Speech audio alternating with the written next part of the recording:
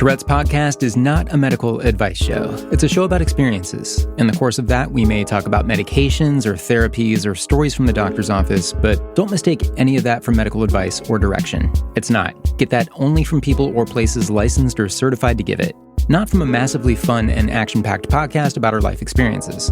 Such as... I think the worst time I've had with it is I was in deep sleep and I punched myself in the face. That wasn't so much fun. This is Tourette's podcast, part of the Geeks Rising Network. I'm your host, Ben Brown.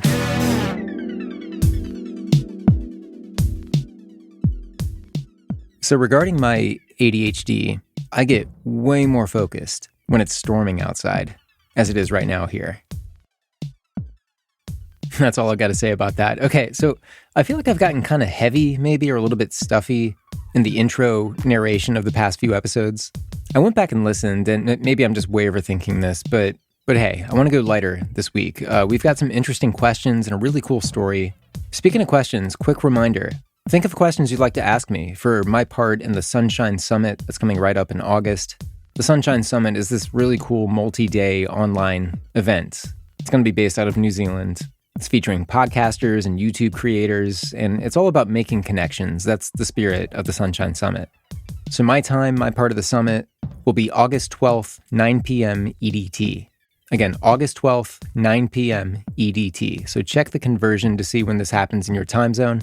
I'm on the East Coast of the U.S. Think of questions to ask me. It'll be a live stream hosted by Heather Welch of the Sunshine and Power Cuts podcast, and so many awesome podcasters and creators are being interviewed, including me. I'm not saying I'm awesome, that's everybody else, but you can participate in that live stream with questions for me. They can be fun, they don't have to be about TS. Anything you want to ask. So this live stream is going to be at sunshinesummit.live. That's the website, sunshinesummit.live. And you can bookmark that page right now. It also has details about the summit and who else is being featured. Definitely some notable people, including Dave Lee of International Podcast Day. There's going to be a spotlight on Geeks Rising. That's the network that carries this podcast. Chris Curran of the Podcast Engineering School. Love that guy. He's got an amazing laugh. Lisa and Sam from I Shake My Head. So again, this is all hosted by Heather Welch of the Sunshine and Power Cuts podcast, which is a really cool show about finding inspiration from nature and about off-the-grid living, which Heather does quite well, and I knew nothing about before I started listening. It's been really interesting to learn about. Again, that's part of the Geeks Rising network of podcasts, of which Tourette's podcast is lucky to be a part of. geeksrising.com for more, and remember sunshinesummit.live for the summit coming up. August 12th, 9 p.m. EDT, or EST, whatever you say. So do a little Google time zone conversion if you need. But again, be thinking of questions. I'd love to hear from you guys. I'd love for you guys to participate in this live stream. Okay, speaking of, I got a couple of your questions to go through right now. Questions I think a lot of you are going to relate to. This first one actually came up in a Facebook group, not the Tourette's podcast discussion group. This actually came from the Adults with Tourette Syndrome group. I'd like to thank Rose and Audrey, they're members of the group, for being cool with me mentioning it here. It's a question about having TS and being called to serve on a jury, like jury duty. The question was put this way by a Touretter named Rose. She says, quote, "This is my first time being called to jury duty because I go to college for most of the year. My doctor told me that because I can suppress my tics, I don't have a disability. But my tics have a wide range, and no two tics are alike. My tics can be anywhere from me saying words to me falling down and looking like I have seizures. What has anyone done about their tics during jury duty?" End quote.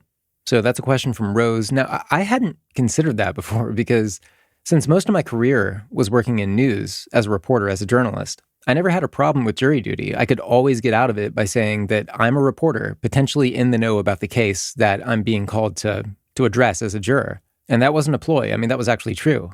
You work in a newsroom at a newspaper. You might have too much information. So I never had to do jury duty. That could change now because I've switched careers. But people in commenting on this question from Rose were quick to point out that her doctor was straight up wrong about the disability aspect of it. So most people commenting on this question just said, find a different doctor who sees things more accurately. A lot of people saying they've been called to jury duty and were worried their tics would be the center of attention the whole time, and they got out of it with a note from their doctor legitimizing that concern, or backing it up. But what if you do have to end up serving?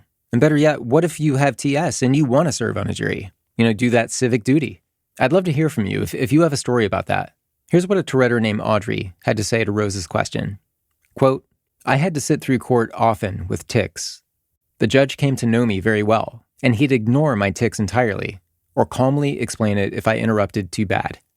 They might excuse you from the jury if it'll be too disruptive, but don't tire yourself by suppressing them, by suppressing your tics. I can hold mine for a while, but they come back worse afterward, and I can hurt myself trying not to tic. As a person with a disability, and you are, everyone with TS is legally protected, they must make accommodations for you. You have a right to exist just as you are. End quote. And that's from a Touretter named Audrey answering Rose's question. And where she said everyone with TS is legally protected, that's true in some jurisdictions. I assume there are some parts of the world where that may not be true.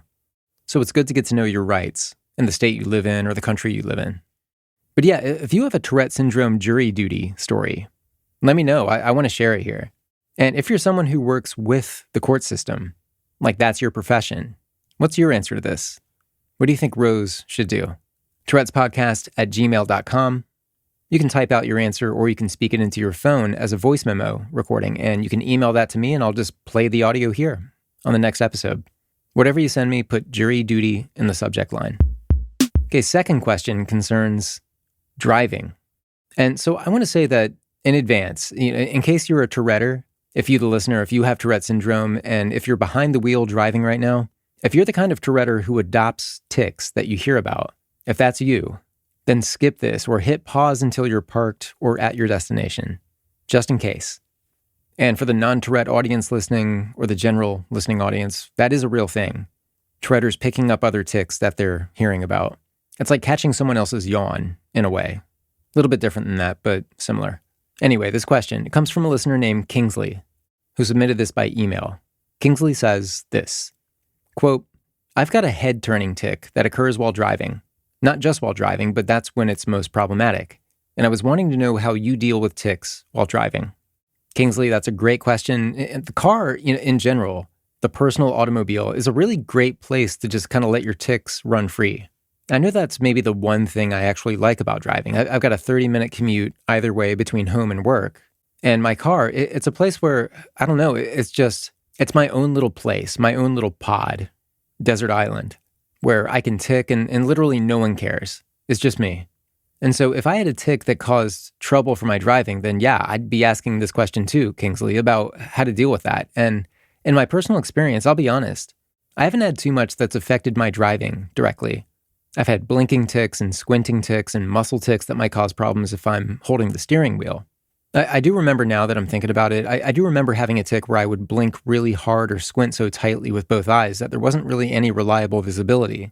But it wasn't so much of a problem because I don't know why. Maybe my constant run of ticking in the car just meant there wasn't as much pressure on me to do other tics. I have no idea. I want other people listening to come up with suggestions, but the first thing I can think of is, if this is really a problem, then stay safe. Please be safe. I mean, I want you to have access to your vehicle and use it how you wish, but I want you to be safe first and foremost. And then, and I'm no doctor and cannot give medical advice. I'm not a counselor or anything licensed actually, matter of fact, the only thing I am licensed to do, I think, is drive a car. But if you're determined, I would look into maybe Cbit, which is you've probably heard of it, but it's a non-medication option that stands for Comprehensive Behavioral Intervention for Tics, Cbit.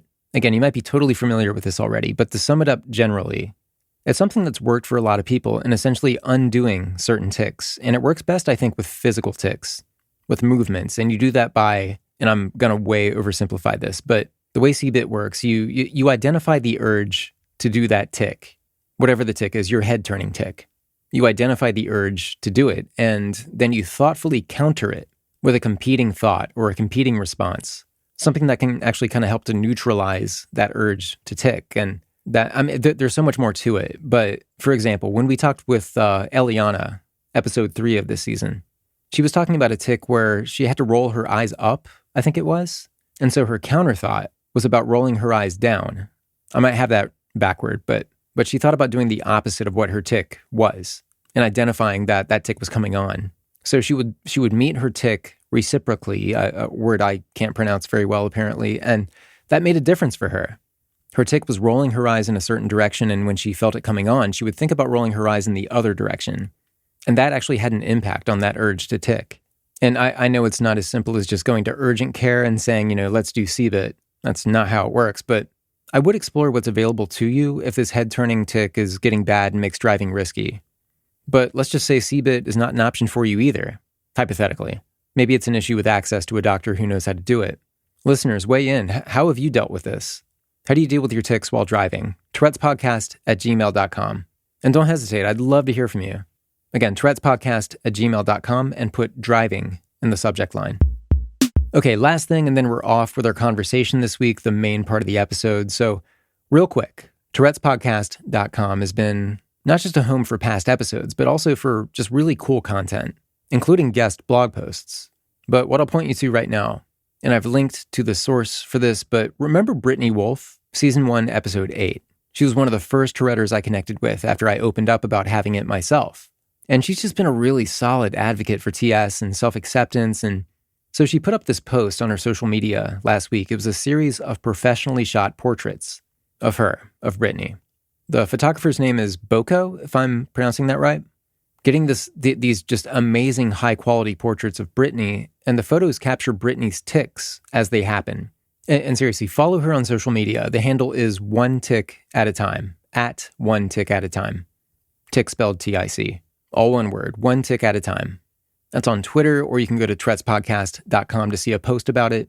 Just really cool. And these clearly aren't the kind of photos where you're like, oh, it's a portrait and it looks like a person, all good, moving on. Like, these are the kind you stop to look at because, they're just interesting. They're different. And then you learn the backstory behind the photo. Oh, that's a tic. She has Tourette Syndrome. Just a really great way to get a conversation going. Speaking of, if you've been involved in an art project of some kind, where Tourette Syndrome is either the theme or a central player, then contact me. I'd love to talk. Thanks to Brittany Wolf for sharing the portrait series. It's been really popular. Again, that's something you can see at tourettespodcast.com. All right, our guest this week, Dylan Frost from the UK. Another really early contact I had after starting this podcast. He reached out very early on. I'm really glad we pulled this together and just had a really nice talk. This one is pretty laid back for the most part, with some focus on the benefits of knowing other people with TS, if you have it yourself. Obviously, it's important to have a sense of community, no matter who you are or what you've got, so to speak. And this word comes up again and again. If you feel isolated is such a recurring word here among listeners. If you feel isolated, as a lot of Touretters do, then just knowing or having the chance to have at least one conversation with someone else who has TS in the same camp as you, that does a lot of things to that feeling of isolation. Dylan and I talk about it among many other things. Here's me talking with Dylan, recorded back in February. Okay, well, my name is Dylan Frost. I live in the southwest corner of the United Kingdom in a county of Dorset. I work at a care farm producing lavender, and I plan on going back into education in September. I've got a BTEC in ICT, which is equivalent to an A level. It's past your normal school grades. It's college. I plan to do a foundation degree, and just get into IT really.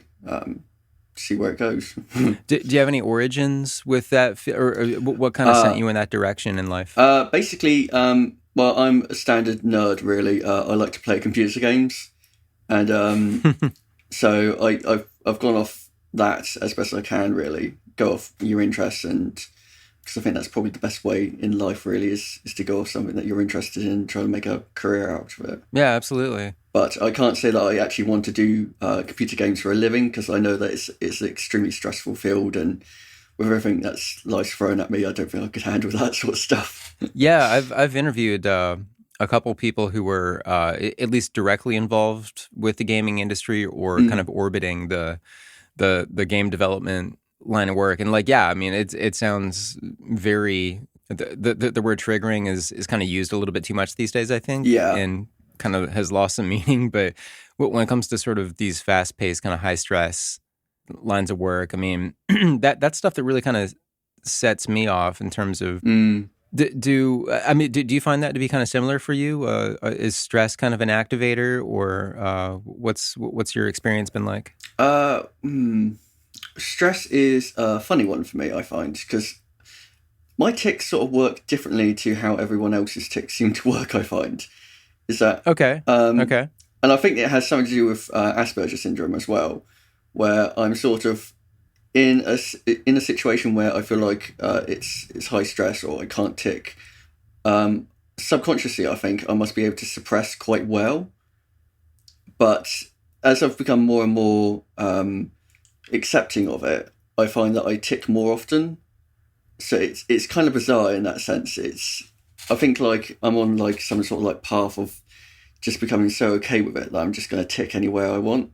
Yeah. It's strange, but yeah, in terms of stress, I think, yeah, it's got to have some sort of effect on it. It's a funny one. Do you know what the early signs were that you had TS? Or let me rephrase that. Like what happened with you that led to a diagnosis?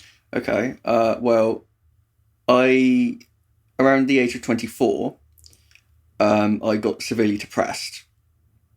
I just started a new medication and yeah, I got severely depressed from that. And about a week or two later, my neck ever so slightly just started jerking to the right.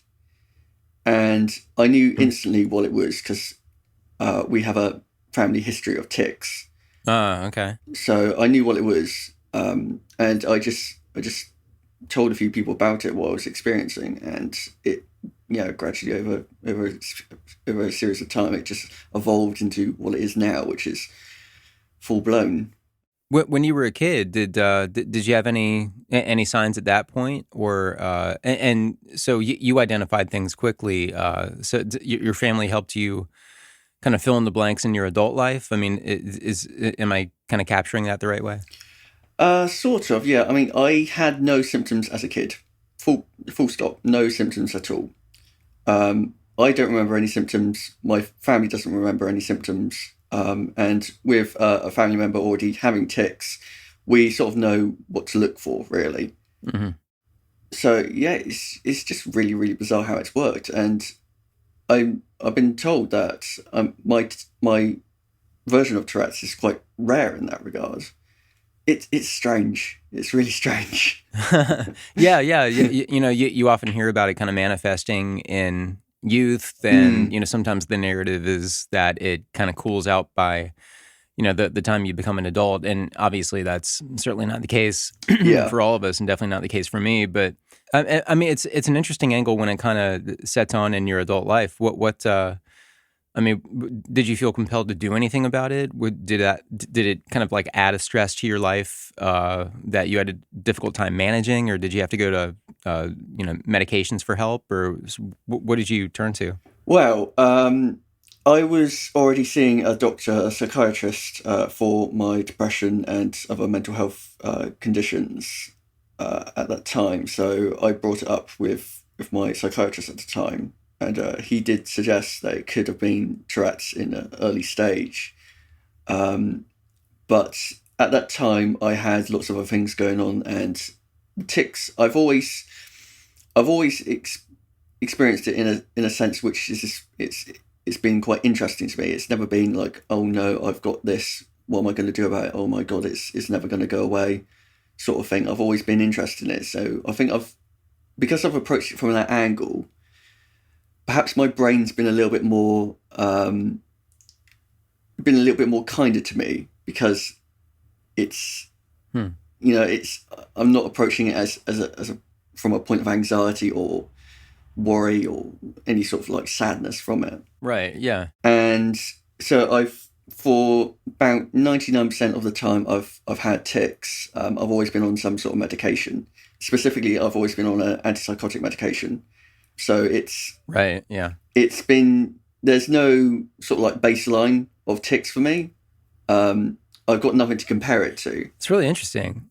This is a different. I believe you told me this kind of early on too, that you had sort of a different story with Tourette syndrome than most people do, and I mean that's definitely proving true.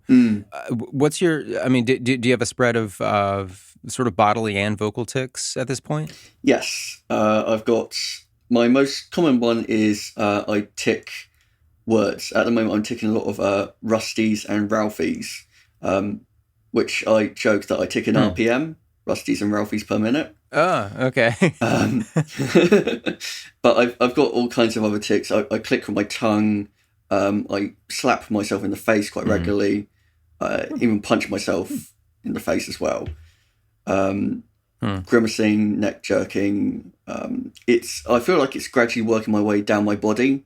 So far at the moment, I don't have any sort of like torso or leg tics, but I'm not too sure how long that's going to be before that starts. But no, maybe it'll prove me wrong. Maybe arms and hands is as far as it will go. But I do have copropraxia as well, so I'm giving the finger a lot and things like that, which is, it's hard, but at the same time, I haven't offended anyone with it yet, so it's just something there, really. So, I mean, do you sort of have a standard operating procedure for, to kind of diffuse any awkward encounters? Or, I mean, is that something that No, not at all, actually. I might have had one experience where I got a dirty look. And this is in the 4 years I've had it. So I've had coprolalia for about a year and a half, I think. So I really haven't had that much experience with it, I suppose, outside in the public eye. But that is changing. I'm starting to get more, as I call, reactive tics, in the sense that if I observe something in my environment, I'm likely to tic something that I observe, not necessarily something that's on my mind, because that's not quite how it works, but something along those lines. And how do you feel the medication is playing into it? I mean, if you're constantly on medication from a period of time, it's maybe hard to kind of independently measure the impact. But how do you feel it's doing? It's funny. I'm not really too sure if it's doing anything. But at the same time, do I want to go off it and just see how things are? I would certainly be interested. Right, yeah. Yeah. Might want to leave it alone. Might be better to know, to go with the devil it's... Right, yeah. Yeah. Well, you said you had approached it from a place not really of, emotional difficulty or anxiety, but then having tics where you punch yourself in the face. Is it the way you do that? Is that to the point of where you could injure yourself, or is it more of just kind of a light kind of act or kind of a miming of punching yourself? It's full on punching myself, but it's never caused any bruising, but it hurts. Yeah. Okay. I think the worst time I've had with it is I was in deep sleep and I punched myself in the face. That wasn't so much fun. You punched yourself awake? Wow. I think that's only happened once or twice, and it's been a little while since that. So, hoping that's just the end of it. But I have found that at least because you can't really do it so much when you're asleep, but when I'm awake and walking around, if I wear a hat, I find that I have a less frequency to hit myself. So, I've just been finding little things like that which just change it for me. And I think with like a hat or sunglasses or something like that, because my tics, I think, are very kind to me in that sense, where it's like if there's something in the way, then that's sort of out of bounds, which sounds a bit strange. But, okay, I gotcha. If there's something in the way, then my brain's like, okay, no, you're wearing that. That's out of bounds. You're just gonna, swear a lot instead. It's like, okay, fine. I can live with that. So, is there? Do you have overlap into other things like OCD or sleep issues of other kinds, anxiety? You mentioned Asperger's. I mean, the other diagnosis I've got is, as you said, Asperger's syndrome, depression and anxiety. OCD has been something that's crept up for me every now and then in sort of like meetings with doctors and stuff, but I don't think there's anything really there to go off. And I've also been treated for psychosis, but that's always been a point. There's always been a grey area as well. It's I've had about 7 psychiatrists, I think, because they keep going away for some reason. Apparently, I repel doctors. But yeah, it's always been a point where they they come to the conclusion that they don't think it is. But the one I've got at the moment seems to be quite different to them. Yeah, that's on the side anyway. I don't think it's anything ever been connected to my tics, but it's been around about the same amount of time as the tics have. So going through different doctors, what kind of seems to be the hang up? That is it just that they don't really seem to have the the direct experience with what you're dealing with, or just the relatability of it, or what's the issue with that? Well, I mean, in terms of tics, like none of the doctors around here really get it. I've had I've had two actually. I've had the first one I saw was in the very early stages, which he suggested it might be some sort of Tourette's. I had another psychiatrist who did actually diagnose me with it, but he was a locum, so it never really felt like it was sort of official, I suppose. And I went to see a neurologist locally who just thought I was on some sort of tic spectrum, which thanks, but I kind of knew that anyway. Yeah. But I was eventually referred to London, and I got diagnosed of adult onset of Tourette Syndrome then. But yeah, every single doctor's opinion's been different, really. But they've all agreed that I've had some depression and anxiety, and that the Asperger's is definitely there. Although even that comes under different opinions as well. It's either been Asperger's or it's just been autism, because I had a language delay when I was a kid. I didn't speak until I was 4. So you started speaking when you were 4? Yes, and I had speech and language therapy through that.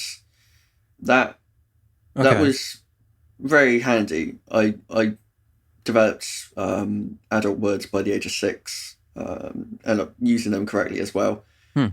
So in that way, I picked up language very, very fast. But for quite a few years after that, I was bullied and taken the mick out of because of the way I talked. So yeah, the next few years in school, definitely people noticed I was different. So if, with certain kinds of tics or tics not really kind of setting on until much later in life, people often point out that Tourette syndrome is a lot more than just having tics. There's just something else to it. Was there anything you sensed in your youth that you could kind of attribute to Tourette syndrome nowadays? I haven't really thought of that, but not really. It's very bizarre in the sense that it's like another chapter of my life has just taken over from the previous one, and it's just like, well, that one's over, but now you're going to have new challenges instead. Okay, great. This is really fascinating, and a lot of people are closeted about their TS diagnosis if they can help it for any number of reasons. Starting with for one, there's the total right to be private about it if you want to, but in other cases, people with TS kind of close themselves off because they might be worried about ridicule, or there might be a shame factor. You approached it from a different angle, but where have you kind of taken that, maybe socially? I'm completely open about it. I don't mind talking about it at all, and I think that has been a big role. That's had a big role in how my tics are presented. I feel like if I'm open about it, then I don't have to have anxiety about it, and vice versa. If it's out there, then I just don't worry about it, and I think that is probably one of the best bits of advice I ever got from a doctor. Is just it's easy to say, but just don't worry about it. Yeah, and I think because my tics have always been quite gradual, it's never thrown anything at me which I just immediately can't handle. I've never been thrown at the deep end, I suppose. It's always, gradually working further down into the pool, I suppose. It's right. It's just been a nice gradual. I say nice, but it's been a gradual process, and it's just been able to handle it quite well at each step, really. But I am a little bit worried for September, because when I go back into college, the idea of ticking around people completely have no reference to at all is a little bit worrying, but I think Yeah. I'm just going to come out with it. And if they don't like it, well, they don't like it. Has that consumed a lot of your mind, just in terms of scenarios and kind of how to navigate them, and if certain things that you might expect? And this is kind of a weird question because you're not obligated to it all. It's your life, and this is your thing and your business. But what are you particularly worried about? I think what I'm worried about the most is just people talking behind my back, I think, or just that sort of stuff, which might isolate me from making friends. But I think how I'm going to deal with it, I've got 3 ways of dealing with it. Either one, have some sort of presentation at the start of it, just explaining what I have and what I deal with it and how I deal with it and things like that, or get the lecturer to just say, there's a person here with a condition called Tourette Syndrome. He might make sounds and noises and stuff, but just tune it out. It's background noise. Or I just let it go and just tick away, and eventually let people ask me about it, which probably the least likely option. It is something to think about, the most appropriate direction to go. And I don't really know what the answer is to that. I know between, you mentioned professor or an instructor, kind of taking the lead on that. I like the idea that you said of you kind of giving a presentation if it's something you're comfortable doing. And, as much as you want to divulge about yourself, because, again, it's your business, but it may benefit you, or I guess preempt some situations that that could be kind of awkward for you. And have you put some thought into that, of how you might present it in a way that makes it really kind of palatable and easy to understand, and to where there could also be this kind of acceptance, walk away, and stereotype busting and everything like that? I mean, have you kind of walked through that? A little bit. I have thought in my head about how I might do it. And yeah, just a simple presentation about it. I might sort of like make connection to a yawn, because I think a yawn is probably the most easiest to connect to it. It's because it's right. Yeah, it can sort of be contagious in that sort of sense to other people with Tourette's. So I think that's probably the most likely connection to it. Right. Yeah. Yeah. I mean, I do answer questions about it as often as I can on the internet. Just talking about it, because I think like I want to spread awareness in whatever way I can. So I've gone through my head numerous times, just thinking, how do I approach this and stuff. So I can write about it. I can be completely open with it, and I have no problem with it. So doing awareness work and kind of spreading the word online, is this within communities that aren't very familiar with TS, or kind of describe your awareness work? Okay. Well, I am a frequent visitor on the website Quora. I think I'm pronouncing that right. The questions and answers Quora, website. Yeah. I'm one of the top answers to the Tourette Syndrome section on there at the moment. Okay. So I write as much about it as I can, and much as I understand about it. And I think I do a pretty good job at it. I'm also a member on the adult Tourette's group on Facebook, and the Friends with Tourette's on Facebook as well. Not to mention this podcast now. I'm on the group for that as well now. Awesome. Thank you. Yeah. So the online groups and the online community, I mean, it's something that I personally had, basically zero involvement in before 2018. And when I started to kind of more just explore my experience with Tourette syndrome and kind of wonder about other people's experiences, how has that helped you? I mean, has it kind of edified you a little bit more in terms of what it's like to your place in the world with Tourette syndrome, so to speak, or what have you taken away from kind of engaging online? Well, I think the isolation from it is the major thing, which I've struggled with for quite a while, because it's for sure, yeah. I've had the odd person around me who experience tics and stuff like that, but never to an extent which I experience it. So just talking to other people, at least having that option there to talk to other people with it, has just been great. It's given me a link to someone relatively local to me, just the next county over, to meet up with him.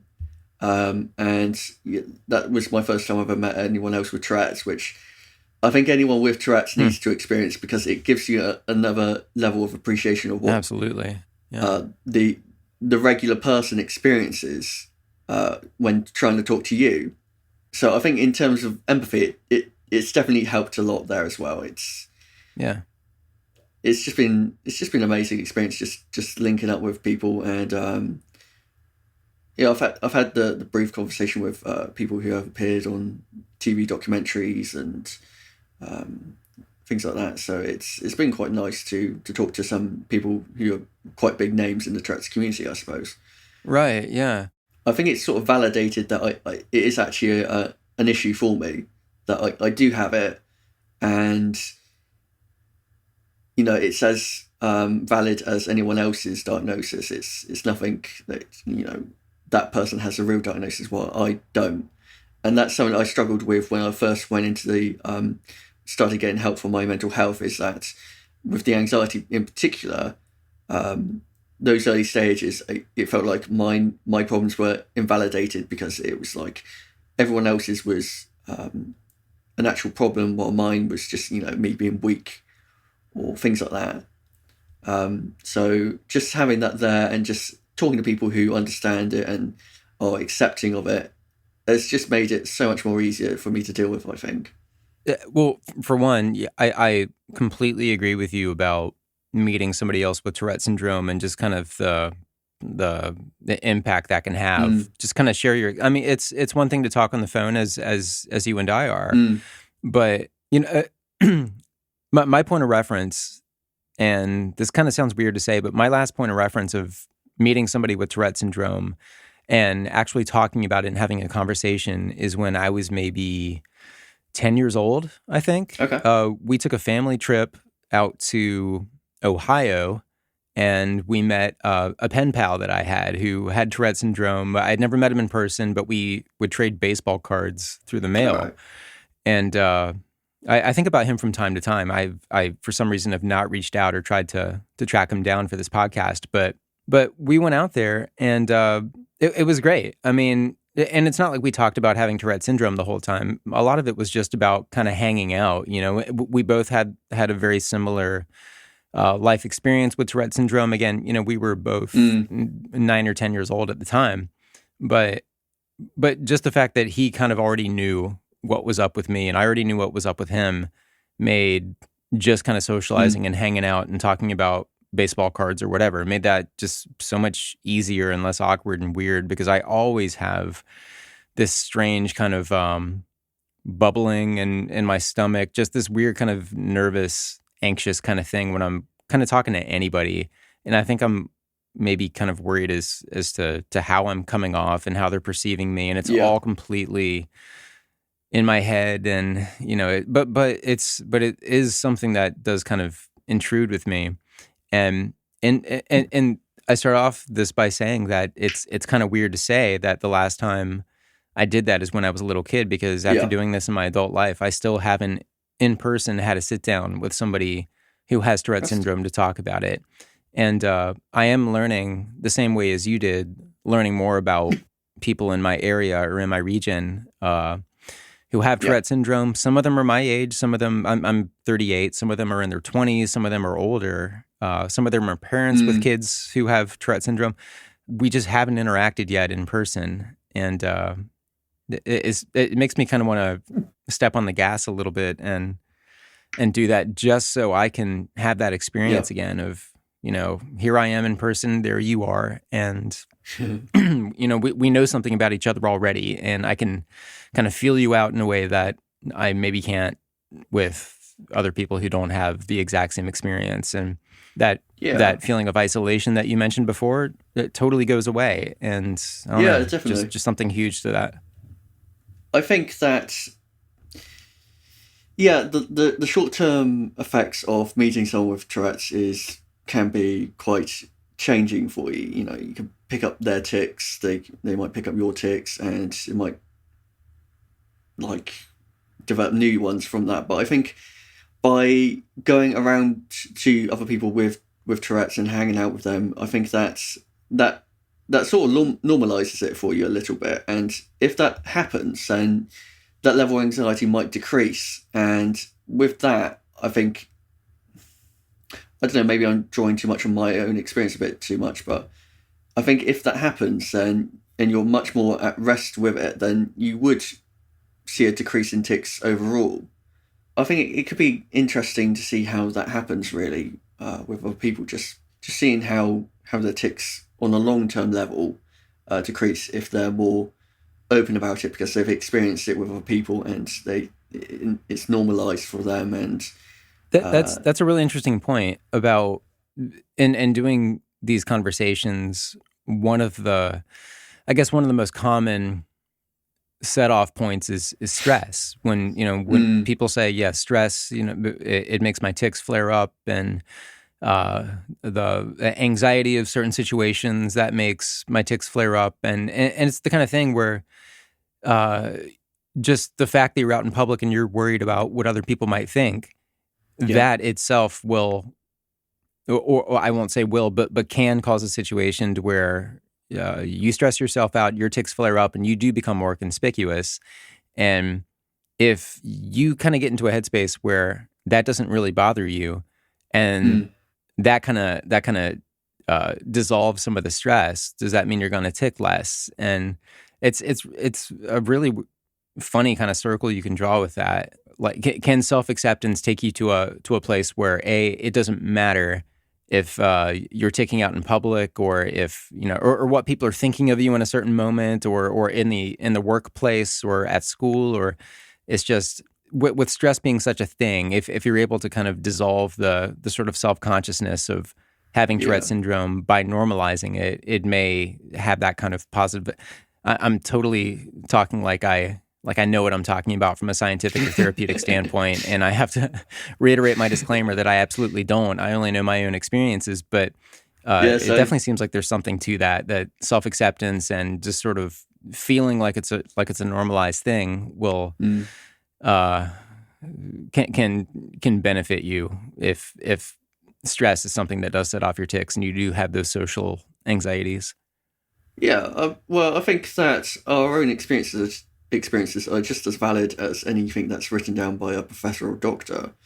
I mean, unless that professor or doctor has experience with Tourette syndrome themselves, which in that case, I think their work is probably doubly more significant than anyone else's. But I do think that our own experiences, it can be sort of based on conjecture a little bit, but I think that anything that we experience is just as important as anything that's written down in paper or by a doctor. It's just, there's so much about it which is just unknown. Right, yeah. That I'm not really too sure how a lot of doctors feel like they can sort of like set the boundaries and how it works, really. That's a fair point. Yeah, because there's just so much about it which is just left unknown. Doing sort of awareness work online, is activism something that you're interested in from kind of hitting awareness from that angle of fundraising? And I think getting the word out there is something that we can all do. You just have to be a bit creative with what you're comfortable with. Some people are comfortable with going on the internet, doing podcasts, radio programs, TV documentaries. Or you can just do it on the ground where you go to events, or the internet. It's the easiest place to spread awareness because you're hiding behind a screen, and it can all be done anonymously. So it's why not do it through the internet if you can, and maybe build yourself up, as what I'm thinking of doing. Maybe it's building myself up to do more. I'm thinking about doing some YouTube videos for it. Because I think, from my own perspective, having gotten tics past the age of 21, which is, on paper, they say that you can't get Tourette's past the age of 21, which I just find hilarious, that I think I do have a unique spin on it. And, the more people who put their voices out there and talk about it, their own experiences. I think that breaks down the stigma a lot because it gives us all a broader image of what the condition can present as. There's a gap which people miss out, I think, when it comes around to comorbid conditions with a condition like Tourette's or autism or ADHD, that sort of stuff. And I think people overlook on how they might interact for that person. So for me, I find that I think my hyper-focus from Asperger's helps a lot with a decrease in tics, but also because I have a special interest in medical conditions like Tourette's, and I pay a lot of attention to other people's stories and stuff, that tends to make the tics worse. So right, yeah. It's an awkward situation for me as well. And this is something I hear from a lot of people, kind of the act of talking and reflecting on your tics will kind of make them flare up, but also if you concentrate on other people's circumstances or tics, or that there's a lot of adoption going on. There was an interview I did, this is about 2 weeks ago, and we were talking about our breathing tics, and then I hope I'm not tripping myself up right now by talking about it, but there was definitely a point where my breathing tics just kind of took over, and I just paused for a long time, and it sounded like the line went dead, and this is something, I mean, I've definitely dealt with it for a long time, but it's a tic that hadn't really bothered me much in the recent past, and then just kind of thinking about it and talking about it. And I was talking about her tic. I mean, this was her. It's a tic that I've had, but it was her, currently active tic, and it just set on with me, and it just became sort of part of my. And I'm totally talking about it, and it's totally going to happen again. But but like you said, kind of putting yourself in that situation, you may have some short-term setbacks, but the long-term benefits are kind of really hard to discount. Yeah, and I think there is logic in what you talk about there, because I always think of tics as like a catalogue where you get new tics and they're added in there, and as the pages go forward, the old tics get put back towards the other side of the book, but they're always still there, so you can always your brain always draws on them at some point just to throw you a curveball or just mess around with you a bit. But I think there is sense in that by extending the catalogue of tics, that the chances of that one coming up again is a bit more unlikely. So yeah, I can totally get behind that sort of logic there. Yeah, that makes complete sense to me.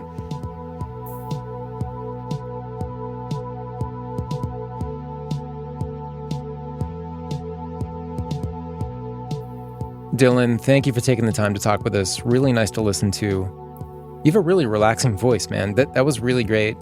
And I want to know what you guys think. I love the catalog analogy. I love really good Tourette analogies in general. We did a roundup a while back with analogies that you guys submitted for explaining the urge to tic. I think my favorite one was, it was kind of like trying not to blink.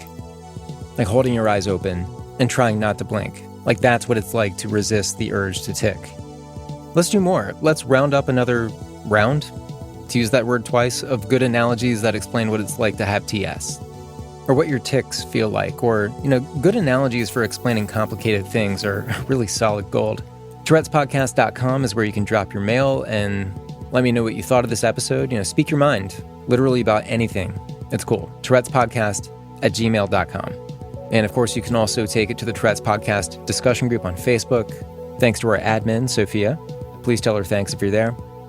To support the show, and as always, I have to give a huge thank you to the direct supporters at patreon.com/Tourette's Podcast.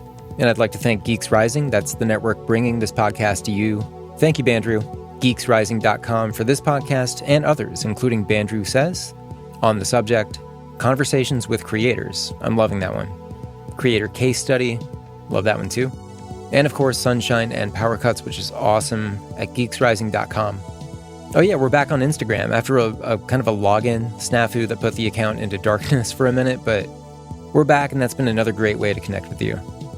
And of course, please visit Tourette'sPodcast.com for all past episodes and other original content. Thanks, everyone. We'll talk to you soon. Can't believe we're this far into Season 3. All right. Bye, y'all. This is Ben.